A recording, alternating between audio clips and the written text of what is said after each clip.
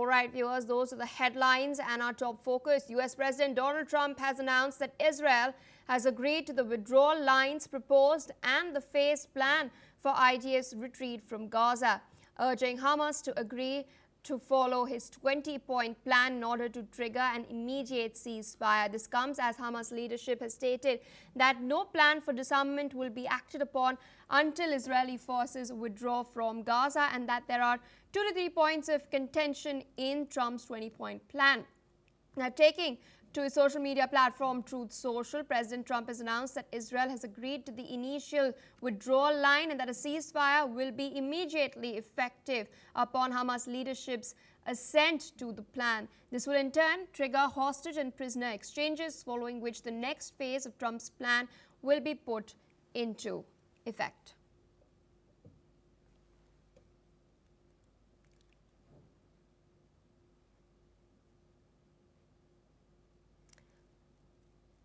All right, more news coming in. Israeli Prime Minister Netanyahu, meanwhile, has raised hopes that in the coming days he will be able to announce the return of all Israeli hostages, dead or alive. The Israeli Prime Minister has also instructed the Israeli negotiation team to finalize the technical details of the hostage release as negotiations are underway in Egypt. Now, all of this is coming as PM Netanyahu's domestic allies raise concerns about the negotiations, with Finance Minister Bezalel Smotrich posting a strong statement on his social media platform stating that the decision to halt the offensive in Gaza and to conduct negotiations with Hamas is quote-unquote a grave mistake and a sure recipe for Hamas stalling for time. Listen in to what Netanyahu had to say. אנחנו על סף הישג גדול מאוד. זה עדיין לא סופי. אנחנו עובדים על כך במרץ, ואני מקווה בעזרת השם שבימים הקרובים, עוד במהלך חג הסוכות, אוכל לבשר לכם על השבת כל חטופינו, החיים והחללים כאחד, בפעימה אחת, כשצה"ל נשאר בעומק הרצועה ובשטחים השולטים בה. אני הנחיתי את צוות המשא ומתן בראשות השר דרמר לצאת למצרים כדי לסגור את הפרטים הטכניים של שחרור חטופינו. הכוונה שלנו והכוונה של ידידינו האמריקנים היא לתחום את המשא ומתן הזה בימים בודדים. With us on the broadcast is Professor Rohan Gunaratne, International Affairs expert, joining us from Singapore. Thank you so much for taking out time and speaking to us on NewsX World.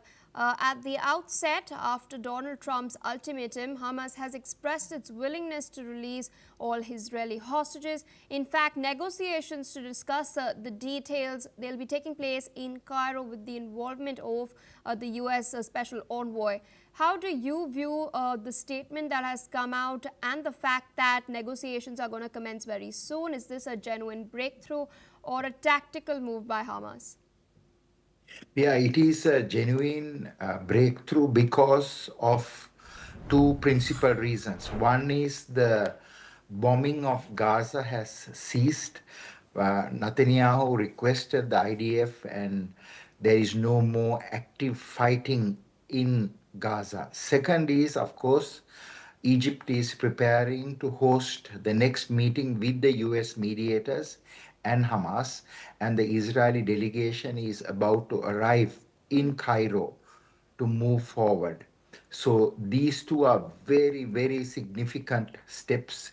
And as you rightly said, Trump has posted in his social media the next move forward, which is the release of all hostages, living and deceased, from Gaza by Hamas, and that should take place within 72 hours. And thereafter, there will be extensive negotiations on how peace can be restored in Gaza. But the very first step is focused on the release of those living and deceased hostages. Absolutely, sir. I request you to stay on with us as we're tracking more updates regarding what's happening in the Middle East. Now, Israeli citizens have taken to the streets of Tel Aviv in thousands demanding an end to the war and urging the return of all hostages. In fact, some Israeli protesters expressed worry about Israeli Prime Minister Benjamin Netanyahu, stating that he could sabotage the deal as he did before. But they've meanwhile also expressed hope that this time the deal will pass. Take a look. Days. The negotiation saboteurs are organizing to pressure Netanyahu. We must stand firm as a wall against them. We must not abandon the negotiation arena to sabotage. We must not miss this opportunity. We are very hopeful that Trump will be able to coerce Bibi into submitting and agreeing to this agreement, and not to torpedo it as he has done in the past time and time again. We believe in the initiative for peace in the region, not just for the end of this war. And we do believe in Trump's leadership, and that right now he has come to a decision that this is the end of these atrocities that are still happening both here in Israel and in the war in Gaza. Still with us on the broadcast is Professor Gunaratna. Now, sir, what's interesting is that in its statement, Hamas has not agreed to disarm.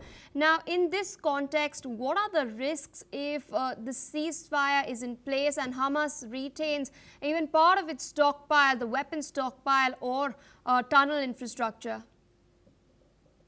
As you mentioned, Pia, there are three phases. One is the release of the hostages, second is the disarmament, and third is the demilitarization. So with regard to disarmament and demilitarization, Hamas has not committed itself. That is why they only agreed partially to the Trump deal.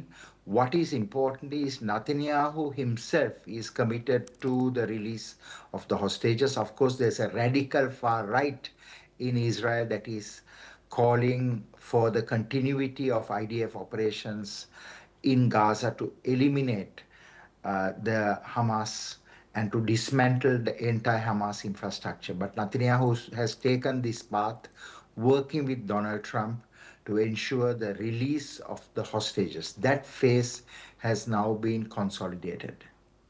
Indeed, but you know, at the same time, Hamas has come out and made it very clear that it will only consider disarmament if Israel withdraws completely, if demilitarization takes place. So in this situation, do you think that after the hostage prisoner exchange, there is a possibility for a deadlock to occur?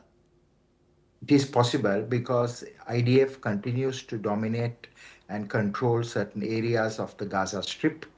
But I want to tell you that if there is a hostage release, certainly Israel will have to commit to the withdrawal from Gaza, provided there is a non-Hamas administration that will come into effect in Gaza. Israel's primary concern is its national security. After the release of the hostages, Israel will not maintain a presence in Gaza if their security concerns are met, meaning that Israel will be able to have an overview of the security of Gaza, and that can be done by having a non-Hamas administration. Indeed, sir, since you've addressed this point regarding a non-Hamas administration, I will come to that very, very soon, but we're tracking some further updates.